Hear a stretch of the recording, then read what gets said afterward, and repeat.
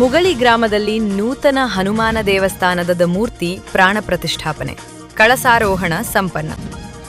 ಚಿಕ್ಕೋಡಿ ತಾಲೂಕಿನ ಮುಗಳಿ ಗ್ರಾಮದಲ್ಲಿ ನೂತನ ಶ್ರೀ ಹನುಮಾನ್ ದೇವಸ್ಥಾನದ ಉದ್ಘಾಟನೆ, ಮೂರ್ತಿ ಪ್ರಾಣ ಪ್ರತಿಷ್ಠಾಪನೆ ಹಾಗೂ ಕಳಸಾರೋಹಣ ಸಮಾರಂಭವು ಅದ್ದೂರಿಯಾಗಿ ಸಂಪನ್ನಗೊಂಡಿತು.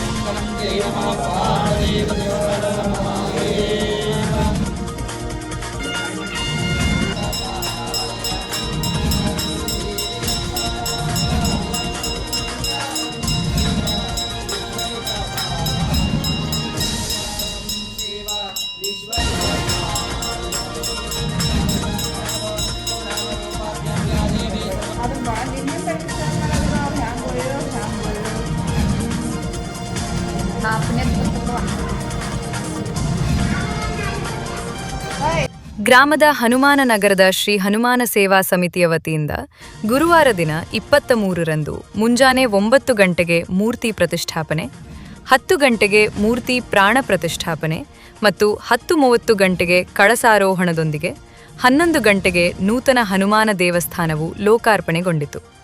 ಕಾರ್ಯಕ್ರಮದ ದಿವ್ಯ ಸಾನ್ನಿಧ್ಯವನ್ನು ನಿಡಸೋಶಿ ಸಿದ್ಧ ಸಂಸ್ಥಾನ ಮಠದ ಶ್ರೀ ಮಣಿಪ್ರ ಡಾಕ್ಟರ್ ಪಂಚಮ ಶಿವಲಿಂಗೇಶ್ವರ ಮಹಾಸ್ವಾಮಿಗಳು ವಹಿಸಿದ್ದರು. ನೇತೃತ್ವವನ್ನ ಘಟಪ್ರಭಾ ಕಮತೇನಟ್ಟಿ ಹೊಸಮಠದ ಶ್ರೀ ಮಣಿಪ್ರ ಶ್ರೀ ವಿರೂಪಾಕ್ಷ ಮಹಾಸ್ವಾಮಿಗಳು ವಹಿಸಿದ್ದರು. ಅದರಂತೆ ಚಿಂಚಣಿ ಶ್ರೀ ಅಲ್ಲಮಪ್ರಭು ಸಂಸ್ಥಾನ ಮಠದ ಉತ್ತರಾಧಿಕಾರಿಗಳಾದ ಪೂಜ್ಯ ಶ್ರೀ ಶಿವಪ್ರಸಾದ ದೇವರು ಉಪಸ್ಥಿತರಿದ್ದರು. ಯಾಕೆ ಪೂಜೆ ಮಾಡಂಗಿಲ್ಲ ಅನ್ನೋದು ನಮ್ಮ ಪ್ರಶ್ನೆ. ಗುಡಿಗಳನ್ನ ಇಷ್ಟೆಲ್ಲ ಕಟ್ತೀರಿ, ಯಾಕೆ ಕಟ್ಟಬೇಕು ಅನ್ನೋದಕ್ಕೆ ಒಂದು ಪ್ರಶ್ನೆಗಳದಾವೆಲ್ಲ. ನಾವೆಲ್ಲ ಬೇಕಾದಂಗೆ ಜ್ಞಾನವಂತರಿದ್ದೀವಿ. ನಾವೆಲ್ಲ ಜ್ಞಾನ ಇರೋದ್ರಿಂದನೇ ಬೇಕಾಗ್ತದೆ ಎಲ್ಲ. ಒಟ್ಟು ತಮ್ಮ ಆಮೇಲೆ ಮಾತಾಡುವ ಎಲ್ಲ. ನೀ ಏನು ಮಾತಾಡ್ತೀವಿ ಆಮೇಲೆ ಮಾತಾಡುವ. ಒಂದು ಈಗ ನಮ್ಮ ಕಡೆಗೆ ಲಕ್ಷ ಕೊಡಿ. ಅವ್ರ ಅಪ್ಪಳು ಯಾರು ಸನ್ಮಾನ ಮಾಡ್ಬೇಕು ಮಾಡಿಸ್ರಿ. ನನಗೆ ಇನ್ನೊಂದು ಲಕ್ಷ್ಮೀ ಪ್ರತಿಷ್ಠಾಪನೆ ಅದ, ನಮ್ಮೂರಾಗ ಅದ. ಅದು ಅನಿವಾರ್ಯ ಆಗಿತ್ತು ನಮಗೆಲ್ಲ. ಇಲ್ಲಿ ಬರಲ್ಲ ಅಂದ್ರೆ ನೀವು ಕೇಳಲ್ಲ, ಬರ್ರಿ ಒಂದು 5 ನಿಮಿಷ ಬಂದು ಹೋಗ್ರಿ ಅಂತೀರಿ. ಇಲ್ಲಿ ಬಂದು ವೇದಿಕೆ ತಗೋತೀರಿ. ಮತ್ತೆ ದೇವರಿಗೂ ಸುಳ್ಳು ಹೇಳ್ತೀವಿ ನಾವೆಲ್ಲ. ನೋಡಿ ಎಷ್ಟು ನಮ್ಮವ್ರ ಪರಂಪರೆಯನ್ನ ತುಂಬಾ ಚೆನ್ನಾಗಿ ಇಟ್ಕೊಂಡು ಬಂದಾರ ಅಂದ್ರೆ, ಗುಡಿಗಳನ್ನ ಯಾಕೆ ಕಟ್ಟಬೇಕು, ಮನೆಯಾಗೂ ಒಂದು ಜಗಲಿ ಇಟ್ರು, ಊರಾಗೂ ಗುಡಿಗಳನ್ನ ಇಟ್ರು. ಯಾಕೆ ಇಟ್ರು ಅನ್ನೋದಕ್ಕೆ ನಾ ಹಿಂದೆ ಬಹಳ ಸತಿ ಹೇಳಿದ್ದೀನಿ ಎಲ್ಲ.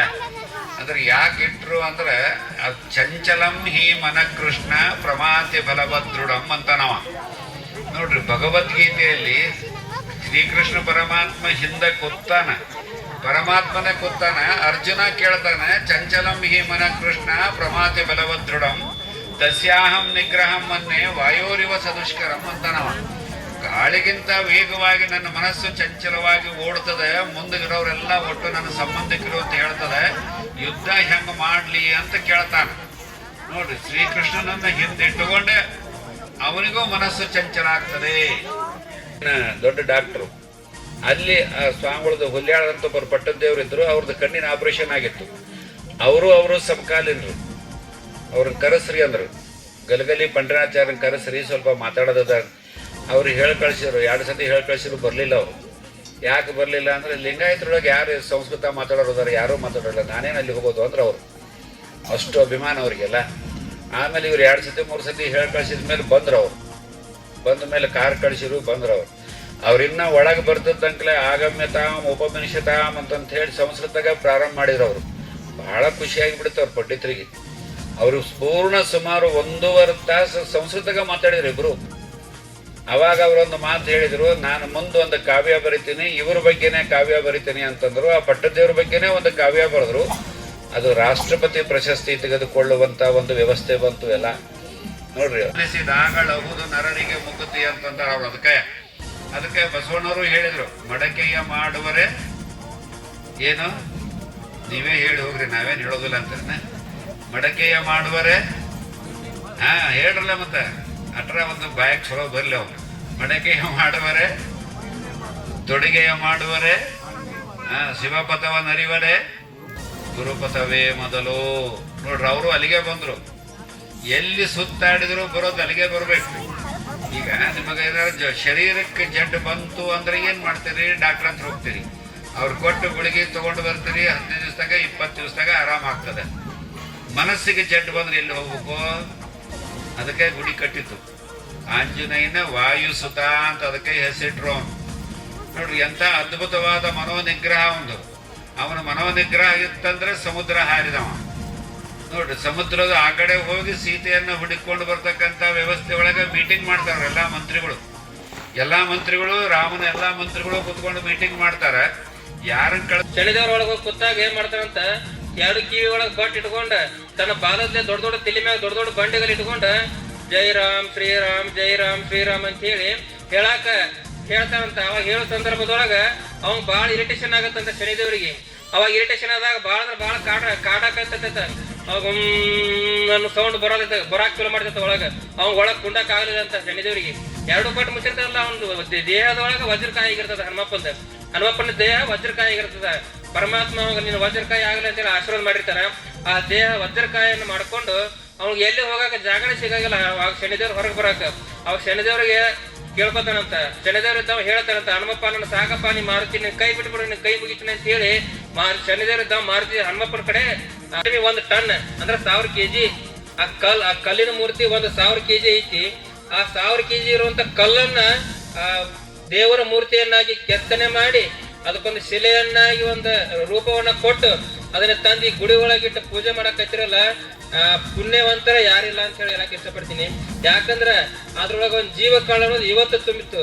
ಇಟ್ಟು ದಿವಸ ಅದಕ್ಕೆ ಬರೀ ಕಲ್ಲಿನ ಮೂರ್ತಿ ಅಂತ ಅಷ್ಟೇ ಇತ್ತು. ಅದಕ್ಕೆ ಇವತ್ತು ನಿಡ್ಸೋಸಿ ಜಗದ್ಗುರುಗಳು, ಆಮೇಲೆ ಚಿಂಚಣಿ ಪೂಜ್ಯರು, ನಾವು ನಿನ್ನೆ ಗುರುದೇವ್ ದೇವರು, ಆಮೇಲೆ ಹುಕ್ಕೇರಿ ಮಾಡೋದವರು, ಕಮತ್ನೂರ್ ಪರಮ ಪೂಜಾರಿ ಎಲ್ಲ ಕೂಡಿಸಿ 5-6 ಮಂದಿ ಸ್ವಾಮಿಗಳು ಕೂಡಿಸಿ ಅದಕ್ಕೆ ನಿನ್ನೆಯಿಂದನೂ ಕೂಡ ಸಂಸ್ಕಾರಗಳನ್ನ ಕೊಟ್ಟು ಇವತ್ತು ಅದಕ್ಕೊಂದು ಜೀವಕಳ ತುಂಬಿ ಅದಕ್ಕೆ ದೇವರು ಅಂತ ಹೇಳಿ ನಾಮಕರಣ ಮಾಡಿ, ಮಾರುತಿ ದೇವರ ಅಂತ ಹೇಳಿ ನಾಮಕರಣ ಮಾಡಿ ಅದರೊಳಗೆ ಮಾರುತಿ ದೇವರ ಒಂದು ಪ್ರಾಣ ಪ್ರತಿಷ್ಠಾಪನೆ ಮಾಡಿ ಇವತ್ತು ನಿರ್ಸೋಸಿ ಜಗದ್ಗುರುಗಳು ಅದು ಪ್ರಾಣ ಪ್ರತಿಷ್ಠಾಪನೆ ಮಾಡಿ ಅವ್ರ ಕಾರ್ಯಕ್ರಮಕ್ಕೆ ಹೋಗಿದ್ದಾರೆ. ಅದು ಇವತ್ತು ದೇವರಾಯ್ತು. ಇಡದು ಬರೀ ಕಲ್ಲಿನ ಮೂರ್ತಿ ಆಗಿತ್ತು, ಇವತ್ತು ಅದು ದೇವರಾಯ್ತು. ಅದಕ್ಕೆ ನೀವು ಮೊದಲಿನ ಮೂರ್ತಿಗೆ ಹೆಂಗ್ ಪೂಜೆ ಮಾಡ್ತಿದಾರಲ್ಲ ಅದಕ್ಕಿಂತ ನೀವೆಲ್ಲರೂ ಗುಡಿಗೆ ಹೋಗ್ತೀರಿ, ನಮಸ್ಕಾರವನ್ನ ಮಾಡ್ತೀರಿ. ಯಾವ ಕಾರಣಕ್ಕಾಗಿ ಅಲ್ಲಿ ಹೋಗ್ತೀರಿ, ನಮಸ್ಕಾರವನ್ನ ಮಾಡ್ತೀರಿ ಅಂತ ಎಲ್ಲರಿಗೂ ಕೇಳಿದಾಗ ಏನೋ ಗುಡಿ ಒಳಗೊಂದು ಪಾಸಿಟಿವ್ ಎನರ್ಜಿ ಬರ್ತದ್ರಿ. ಅಲ್ಲಿ ನಮಗೇನೋ ಒಂದು ಸಂತೋಷ ಆಗ್ತದ್ರಿ, ಅಲ್ಲೇನೋ ಒಂದು ಖುಷಿ ಆಗ್ತದ್ರಿ. ಹಾಗಾಗಿ ಗುಡಿಗಳಿಗೆ ಹೋಗಿ ನಾವು ನಮಸ್ಕಾರವನ್ನ ಮಾಡ್ತೇವೆ ಅನ್ನುವಂಥದ್ದನ್ನ ತಾವೆಲ್ಲರೂ ಹೇಳುತ್ತೇವೆ. ಗುಡಿಗಳು, ಗುಂಡಾರಗಳು, ಮಠ ಮಂದಿರಗಳು ಯಾವುದಕ್ಕಾಗಿ ಹುಟ್ಟುಕೊಂಡಿವೆ ಹಿಂದೂ ಪರಂಪರೆಯಲ್ಲಿ ಅಂತಂದ್ರೆ ಧರ್ಮದ ಪುನರುತ್ಥಾನಕ್ಕಾಗಿ, ಧರ್ಮವನ್ನ ಜಾಗೃತಿ ಮಾಡೋದಕ್ಕಾಗಿ, ಧರ್ಮವನ್ನ ಮುನ್ನಡೆಸುವುದಕ್ಕಾಗಿ ಒಂದು ಸೂತ್ರ ಯಾವುದು ಅಂದ್ರೆ ಅದು ಗುಡಿಗುಂಡಾರಗಳು ಮತ್ತು ಮಠ ಮಂದಿರಗಳು ಅಂತಕ್ಕಂಥದ್ದನ್ನ ನಾವು ನೆನಪಿಟ್ಟುಕೊಳ್ಬೇಕಾಗ್ತದೆ. ಅಂತಹ ಪರಂಪರೆಯಲ್ಲಿ ಇವತ್ತಿನ ದಿನ ಮುಗಳಿಯ ಎಲ್ಲ ಸಕಲ ಸದ್ಭಕ್ತರು ವಾಯುಪುತ್ರನಾಗಿರ್ತಕ್ಕಂಥ ಆಂಜನೇಯ ಸ್ವಾಮಿಯ ಮೂರ್ತಿಯನ್ನು ಪ್ರತಿಷ್ಠಾಪನೆಯನ್ನು ಮಾಡಿದಿರಿ. ಆಂಜನೇಯ ಸ್ವಾಮಿ ಬಹುಶಃ ನಮ್ಮ ಗುರುಗಳು ನಾವು ಕಲಿಬೇಕಾದ್ರೆ ಒಂದು ಮಾತು ಹೇಳ್ತಾ ಇದ್ರು, ನಾವು ಯಾವ್ದಾದ್ರು ಕಾರ್ಯಕ್ರಮದಲ್ಲಿ ಅತಿಥಿಗಳಾಗಿ ಬಿಕೆ ಪಾಟೀಲ್, ಎಸ್ಕೆ ಬಂಬಲವಾಡಿ, ಬಾಬಾಜಿ ಪಾಟೀಲ್, ವಿರೂಪಾಕ್ಷಿ ಕೊಟಬಾಗಿ, ಈರಗೌಡ್ ಪಾಟೀಲ್, ರಾಜು ಹರಗನ್ನವರ್, ರಾಜು ಪಾಟೀಲ್, ಬಸ್ಸು ಕಳಸನ್ನವರ್, ಮಾರುತಿ ಕಳಸನ್ನವರ್, ಸಂಜು ಕಳಸನ್ನವರ್, ಶಂಕರ್ ಮಂಕಣಿ ಸೇರಿದಂತೆ ಸಮಸ್ತ ಮುಗಳಿ ಗ್ರಾಮಸ್ಥರು ಉಪಸ್ಥಿತರಿದ್ದರು. ರಾತ್ರಿ 10 ಗಂಟೆಗೆ ದೀಪೋತ್ಸವ ನೆರವೇರಲಿದೆ. ಪ್ರತಿಯೊಬ್ಬೊಬ್ಬರು ಮನಿ ಒಳಗೆ ಒಂದೊಂದು 2-2 ಮಂದಿ 3-3 ಮಂದಿ 4-4 ಮಂದಿ ಪೂಜೆಗೆ ಬಂದದಕ್ಕೆ ಅಭಿಷೇಕ ಮಾಡುವಂತ ಕೆಲಸವನ್ನ ನೀವೆಲ್ಲ ಮಾಡಬೇಕು. ಯಾಕಪ್ಪ ಅಂದ್ರೆ ನೀವು ದಿನ ಒಬ್ಬರು ಯಾರು ಅಭಿಷೇಕ ಮಾಡ್ತಿರಲ್ಲ ಅವ್ರ ಮನೆ ಒಳಗೆ ಕಷ್ಟ ಕಾರ್ಪಣ್ಯಗಳು, ರೋಗ ರುಜಿನಗಳು, ಏನಾರ ಹಣಕಾಸಿನ ವ್ಯವಹಾರ ತೊಂದರೆಗಳು ಇತ್ತು ಅಂದ್ರೆ ಅಂತ ಹೇಳಿದ್ರೆ ಸಮಾಜ ಸೇವದ ಸಂಕೇತಗಳನ್ನೆಲ್ಲ ಪೂಜೆ ಮಾಡ್ರಿ, ಕೈ ಮುಗಿರಿ, ಎಲ್ಲಾ ಮುಗಿರಿ. ಅವ್ರ ಮೂಲ ಒಂದಿಷ್ಟು ಮಂದಿ ಇನ್ನೊಂದು ಮಾತು ಕೇಳಕ್ ಇಷ್ಟಪಡ್ತೀನಿ ನಾನು. ಒಂದಿಷ್ಟು ಮಂದಿ ಏನ್ ತಿಳ್ಕೊಂಡಾರಂದ್ರ ಹನುಮಪ್ಪ ಬೇರೆ ಮತ್ತೆ ಶನಿದೇವ್ರು ಬೇರೆ. ಒಂದಿಷ್ಟು ಮಂದಿ ತಿಳ್ಕೊಂಡ್ರೆ ಹನುಮಪ್ಪ ಒಂದ ಶನಿದೇವ್ರು ಒಂದ ಅಂತೇಳಿ ತಿಳ್ಕೊಂಡ್ರ ಅದ್ರ ಹನುಮಪ್ಪನ ಬೇರೆ ಶನಿದೇವರ ಬೇರೆ. ಹನುಮಪ್ಪಗ ಧ್ಯಾನ ಕೂತಿರ್ತಾರಂತ. ಧ್ಯಾನ ಕೂತ ಸಂದರ್ಭದೊಳಗ ಶನಿದೇವರ ಅವ್ನ ಕಾಡಬೇಕಂತ ಹೇಳಿ ಕಿವಿ ಒಳಗೆ ಹೋಗಿ ತಲೆ ಮ್ಯಾಗ ಹೋಗಿ ಕೂತ್ಬಿಡ್ತಾರೆ, ನೆತ್ತಿ ಮ್ಯಾಗ ಕೂತ್ಬಿಡ್ತಾರಂತ. ಶನಿದೇವರ ನಿಮ್ಗೆ ಕಾಡ್ತಾರ ಅಂತ ಹೇಳಿ ನಾನು ಕಾಡಕ್ ನಿಮ್ಗೆ ಜಾಗ ಏನಿತ್ತಪ್ಪ ಅಂತ ಹೇಳಿ. ಪಂಚ್ ನ್ಯೂಸ್ಗಾಗಿ ಮುಗಳಿಯಿಂದ ಕಲ್ಲಪ್ಪ ಬಡಿಗೇರ್.